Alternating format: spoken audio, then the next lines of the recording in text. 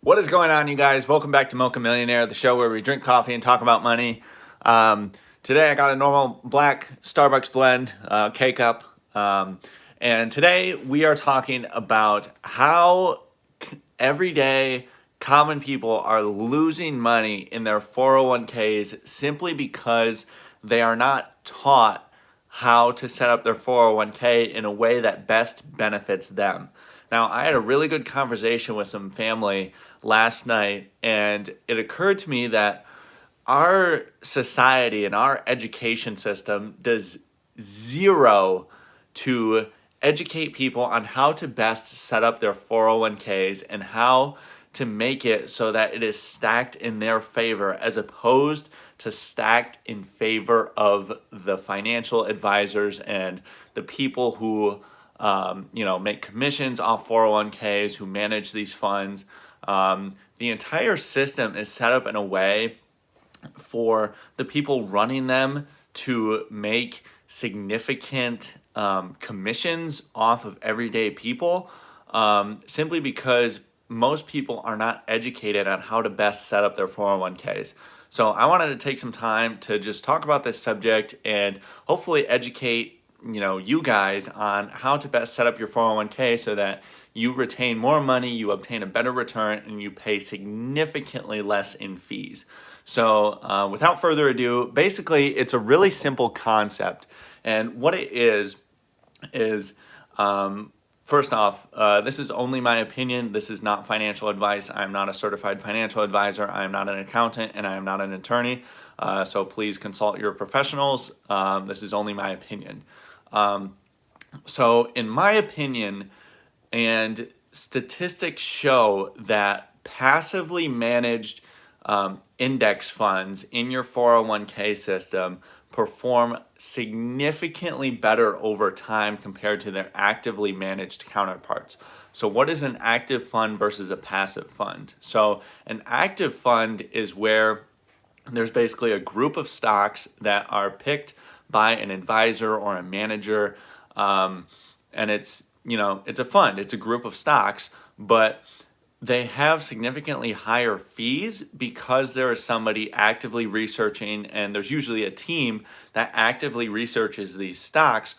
And so, obviously their goal is to beat the market, but because you have all these people on payroll, you have significantly higher expenses, and that is reflected in the fund's fees. And while sometimes their fees range anywhere from 0.4 to, I've seen as high as 1.5% of assets, over time, that really eats into your return. Even if they do beat the market, they have to beat the market by a whole 1% or more in order to just recoup their fees.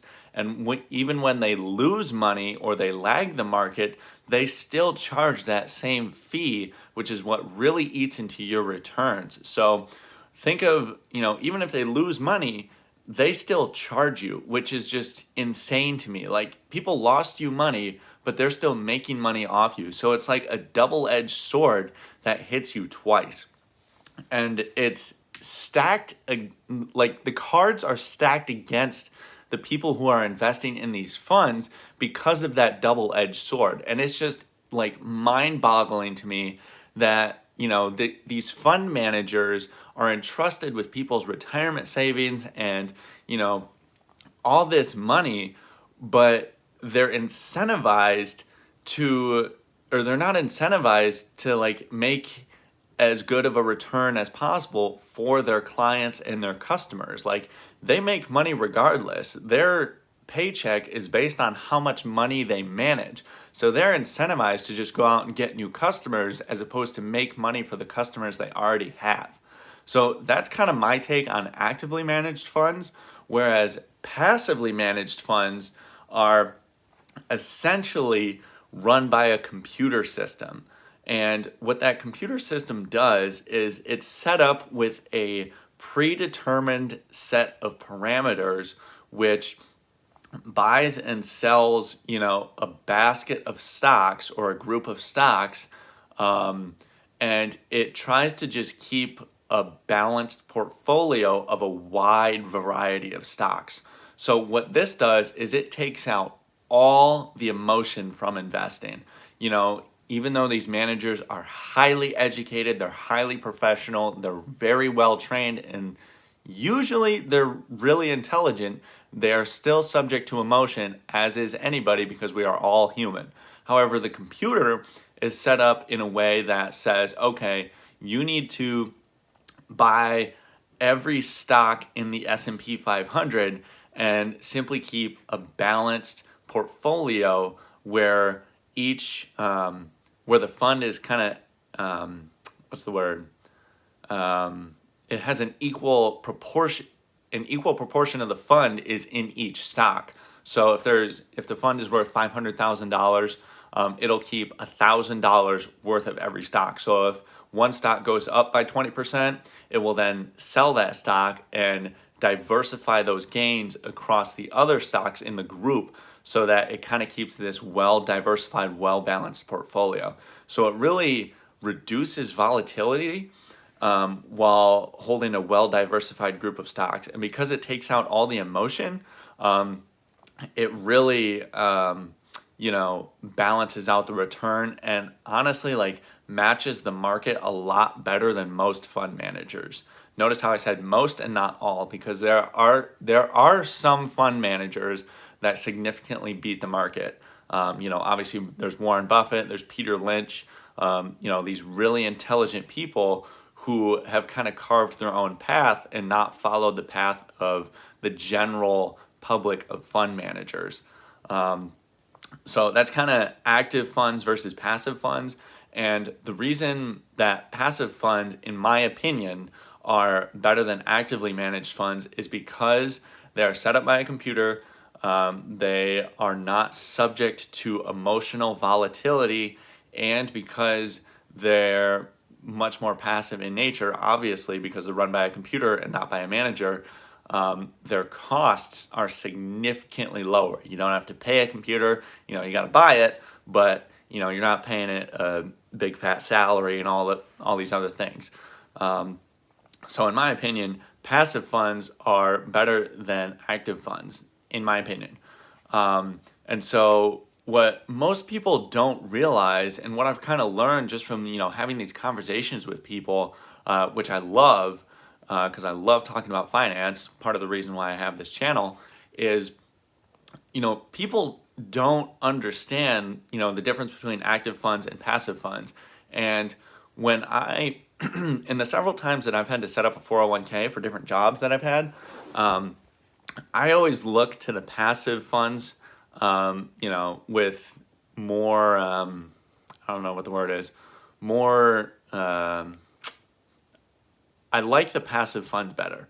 And when I compare the performance to the active funds, oftentimes the passive funds perform better than the actively managed funds, and their fees are significantly lower than the actively managed funds. So, for example, my personal favorite fund in my 401k right now is a passive fund that has an expense ratio of 0.04%, whereas there are some actively managed funds that have done worse over the past 10 years, and they charge somewhere around 0.8%.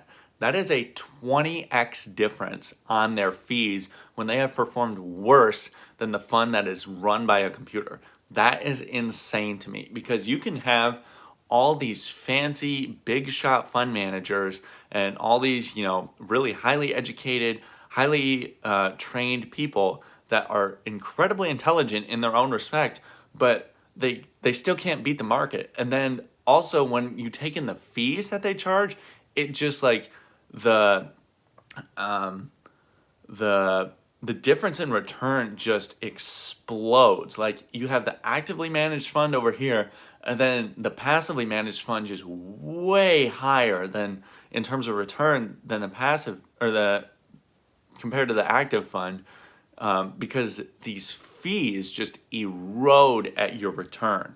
0.04% on anything is very small. It's almost negligible, but 0.8%, especially on a year when the fund only returns, a couple percent, that is a significant fee, because the 0.8% or the fund fees are not charged on gains. They are charged on total assets managed.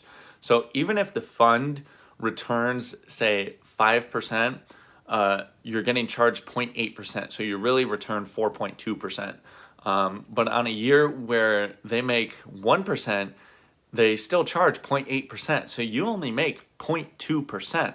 Whereas a passive fund that, say makes 1% per year, or 1% in a year, charges 0.04%, you're still left with 0.96%.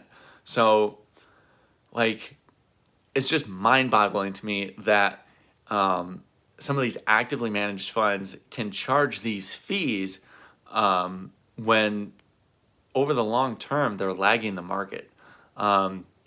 So in my opinion, if you want to set yourself up for long-term success, obviously there are a lot of really good actively managed funds in your for your options in your 401k, if your company has done a good job setting it up. But don't sleep on the passive funds, because for reasons I just outlined, like, their expenses are so much lower, and oftentimes the returns are just as good, if not a little bit better, than the actively managed funds. So just take a look at that. Make sure, what I really want to emphasize here is make sure you look at the expense ratios of these funds when you're choosing them in your 401k. If you reallocate any money in your 401k from year to year, look at the expense ratio of the funds that you are invested in, because those expense ratios are honestly one of the most important things that you should be looking at, unless, on the rare occasion that the fund is just blowing everybody else out of the water and, returning 20% per year, then obviously, that might be a good investment. But over the long term, most of these actively managed funds don't beat the market. On the rare occasion they do, but in terms of the passive funds that pretty much match the market, they're a much more stable way to generate wealth over the long term and, receive those long-term gains. And, it's really set up much more in your favor because of those expense ratios are so much lower, and you don't have a fund manager who might be, trying to hit a record, might be taking on riskier investments solely because he's under scrutiny by investors, by his boss, by, other people in the company. Whereas passive funds are much more, set it and forget it type mentality. So there's no emotion, there's much lower fees and things like that. So none of this is financial advice. None of this is, should be taken as gospel. Do your own research. This is only my opinion. But really just look at the expense fees that you are paying in the funds in your 401k and, ask yourself, are these fees worth it? And is this fund, delivering a return that is worth the fees that I am paying? So I just encourage you to do that. That's my opinion on active versus passive funds. And thank you for watching, and subscribe.